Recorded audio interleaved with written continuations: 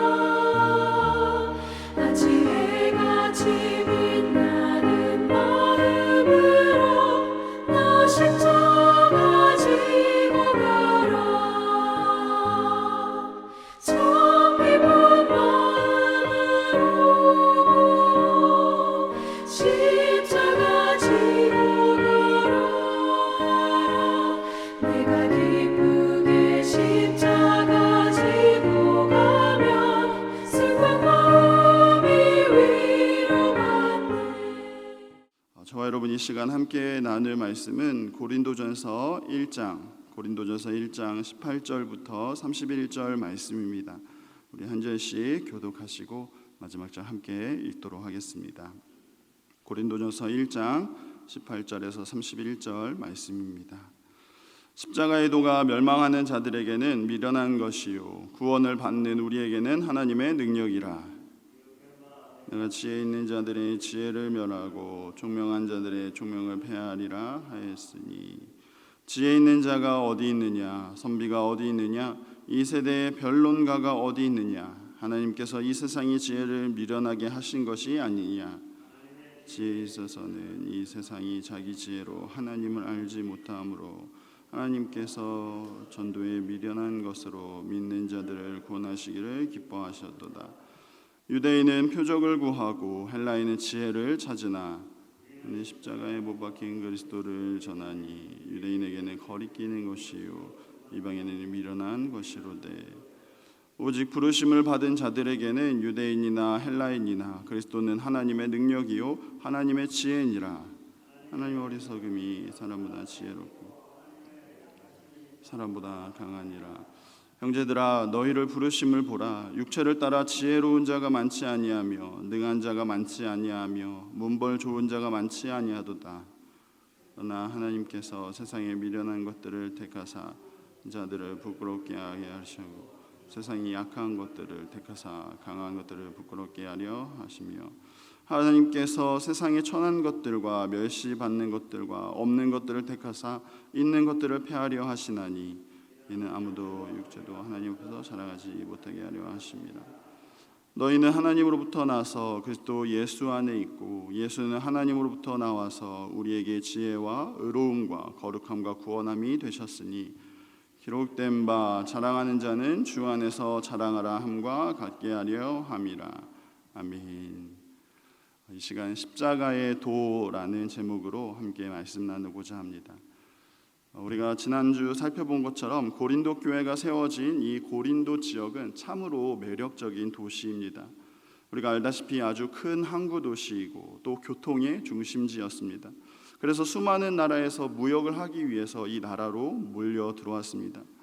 많은 이익을 남기기 위해서 노력하는 수많은 상인들 그리고 그들이 가지고 온 수많은 물건들 그러한 수많은 구경거리들이 존재하였고 또 무엇보다 그 사람들이 가지고 온 다양한 신들이 모두 모인 곳이었습니다. 뿐만 아니라 모든 철학자들이 이곳에 모여서 자신의 지혜를 자랑하던 곳이 바로 고린도였습니다. 이러한 세상 문화의 한가운데 고린도전서 1장 2절의 말씀처럼 하나님의 교회가 세워졌다 말씀합니다. 하나님은 이 문화의 중심지이자 그리고 상업의 중심지에 교회를 세우시고 그 복잡한 문화 가운데 수많은 미신과 우상이 가득한 그곳에 복음을 통해 교회가 세워지게 하신 것입니다. 바울은 이러한 고린도에서 약 1년 6개월 동안 복음을 전하였고 열심히 교회를 세워 나아갔습니다. 문제는 바울이 이 고린도 교회를 떠나서 다른 지역에서 복음을 전할 때 그가 들은 소식이 무엇입니까? 이 고린도 교회에 분쟁이 일어나고 또 서로 나누어지게 되었다라는 그러한 소식이었습니다. 그래서 바울은 이 고린도전서를 통해서 복음 앞에서는 그 어떠한 것도 중요한 것이 아니기 때문에 우리가 하나님의 부르심을 기억하면서 이제는 분쟁을 그치고 다투지 말고 같은 마음과 같은 뜻으로 온전히 합하라고 권면하였습니다. 오늘 본문을 시작하면서 사도 바울은 18절 말씀에서 십자가의 도가 멸망하는 자들에게는 미련한 것이요 또 구원을 받는 우리에게는 하나님의 능력이라 말씀합니다. 앞에서도 이야기한 것처럼 고린도 교회는 우상 숭배가 가득한 곳, 그 한가운데 복음으로 세워진 교회입니다. 분명히 세상 한가운데 있지만 거룩한 교회로 세상 속에서 세상과 구별됨을 나타내도록 세워진 교회가 바로 고린도 교회입니다.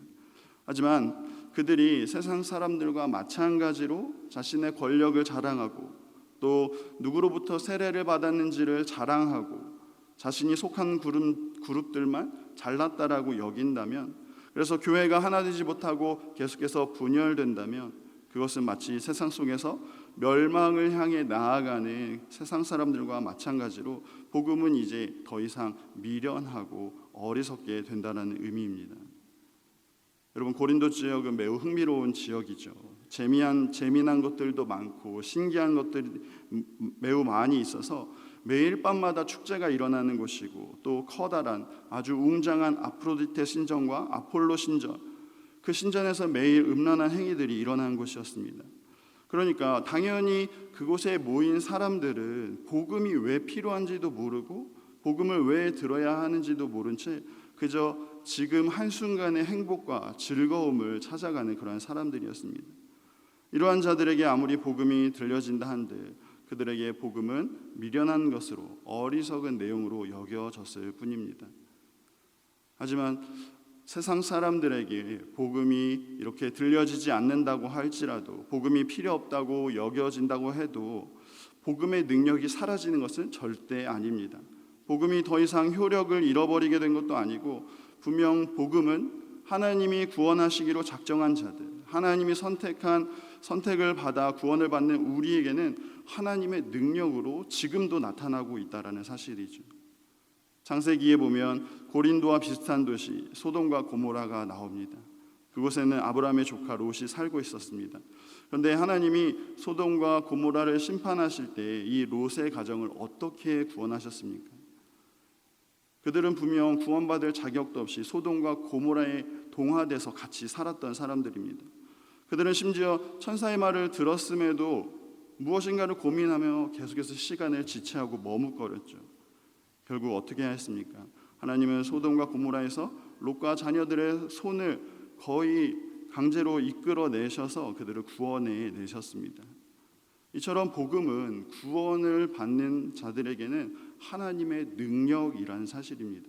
우리의 어떤 수고와 우리의 열심, 우리의 노력이 구원을 받게 한 것이 아니라 오직 하나님의 능력으로 말미암아 이 멸망의 도시에서 하나님의 심판에서 구원받을 수 있었던 것입니다. 이처럼 복음은 분명 하나님의 능력입니다. 지금도 실제로 일어나는 하나님의 능력입니다. 우리도 마찬가지로 구원받을 자격이 단 하나도 없지만 복음은 분명히 자격 없는 우리를 변화시킨 하나님의 능력인 것이죠. 그렇다면 복음은 분명히 우리에게 하나님의 능력으로 나타나는데 이 복음을 거부하고 복음을 필요로 하지 않는 이 세상 속에, 우리가 이 세상 속에 살아가면서 어떻게 하면 복음이 하나님의 능력이 됨을 세상 가운데 드러내고 나타낼 수 있겠습니까? 그래서 바울은 오늘 복음이 하나님의 능력이고 그 능력의 위대함을 설명하기 위해서 세상 지혜와 비교하고 있습니다. 세상 사람들은 22절의 말씀에 보시면 유대인들처럼 표적을 구하기도 하고 또 헬라인들처럼 지혜를 구합니다. 복음 그 자체보다는 복음의 능력으로 나타나는 모든 기적들을 간구하고 있고 또 복음을 논리적이고 과학적으로 설명하는 그러한 지혜를 원하고 있습니다. 하지만 사람들이 원하는 이런 여러 기적과 또 논리와 과학으로 성경을 증명하고 또 구원을 증명한다고 할지라도 여전히 세상 사람들은 복음을 깨닫지 못하고 복음의 능력을 경험할 수가 없습니다. 왜냐하면 21절의 말씀처럼 이 세상은 결코 자기 지혜로 하나님을 알 수가 없기 때문인 것이죠. 그래서 하나님의 방법이 무엇입니까? 전도의 미련한 방법으로 믿는 자들을 구원하시기를 기뻐하셨도다, 이렇게 말씀하고 있는 것입니다. 전도의 미련한 것, 우리의 말과 또 우리의 행동들, 세상 사람들이 그렇게 미련하다고 여기는 그 복음을 우리가 살아내는 것, 이 모습을 하나님이 사용하신다는 사실입니다. 에베소서의 말씀처럼 부르심에 합당한 모습으로 살아가는 것, 겸손과 온유와 오래 참음과 사랑으로 용납하는 모습을 실제로 우리 삶에서 살아내는 것을 의미합니다. 세상 사람들이 보기에는 용서해주고 사랑으로 용납하고 자신의 약함을 사람들 앞에서 인정하는 것은 뭔가 부족한 사람들이나 하는 부끄럽고 실패한 모습이라고 이야기합니다. 하지만 하나님은 분명 이러한 모습을 통해서 세상을 구원하시고 우리를 구원의 도구로 사용하신다는 사실입니다. 25절 말씀처럼 하나님의 어리석음이 사람보다 지혜롭고 하나님의 약하심이 사람보다 강하기 때문입니다. 사랑하는 성도 여러분, 우리가 살아가는 이 시대 역시 표적을 구하고 또 지혜를 찾고 재미를 찾습니다.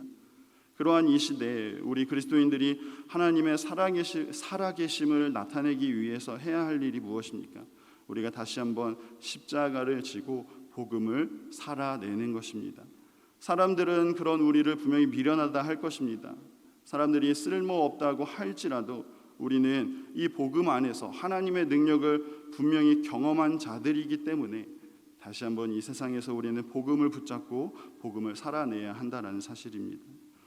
교회가 세상 속에서 하나님의 살아계심을 나타낼 수 있는 유일한 방법은 교회로 부르신 우리가 그 부르심에 합당하게 십자가를 지고 가는 것입니다.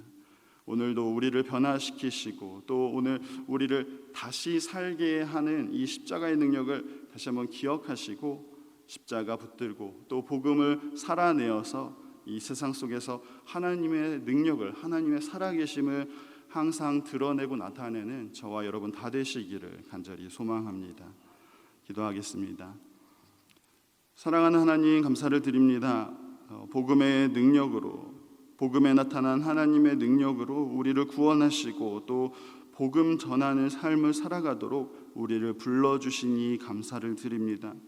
하나님, 우리가 사는 이 세상은 더 재미를 추구하고 또 기적과 세상의 지혜만을 추구하며 살아가지만 이러한 세상 가운데서 우리가 어떻게 복음에 있는 하나님의 능력을 나타낼 수 있겠습니까?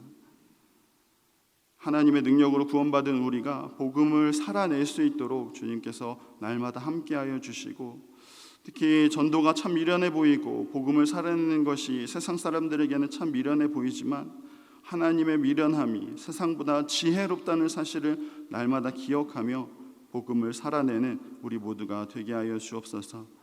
오늘 하루도 성령의 충만함으로 복음을 살아낼 수 있도록 우리를 도와주옵소서. 살아계셔서 우리와 함께 하시는 우리 구주 예수님의 이름으로 기도합니다. 아멘.